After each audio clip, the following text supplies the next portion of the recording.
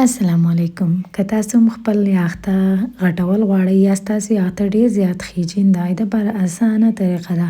په کور کې چې کله هم تاسو پیاز چې دی هغه سپین کړئ نو د هغې پټونه بالکل هم مه غوځاروئ، خو هغه په یو لوښي کې ور واچوئ. په یو پتیله کې یو چمچه ورته ملخوځې ور واچوئ او بس یو 2 ګیلاسه اوبه ورته ور واچوئ. هغه ښکلې خوټ کوئ. چې ښکلې خوټ کېږي دا اوبه یې بالکل نسوارې شي نو په یو لوښي کې چڼ کړئ.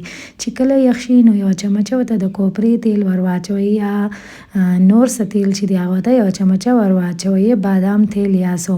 نو یقین وکړئ که فرض که تاسو د لامبلو نه مخکې یو 15 یا 20 منټه دا ولګوئ نو ستاسې یاغته به ډېر زیات ښکلي شي. تاسې ثابته شپه پې هم دا پرېښودی شئ او په هفته کې 3-4 پیرې خامخا یې استعمال کړئ.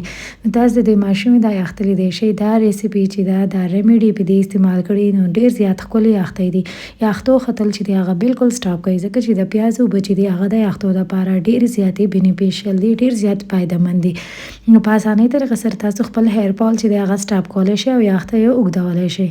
که دا ویډیو خوښ شي لایک، شیر او سبسکرایب کړئ. شکریه.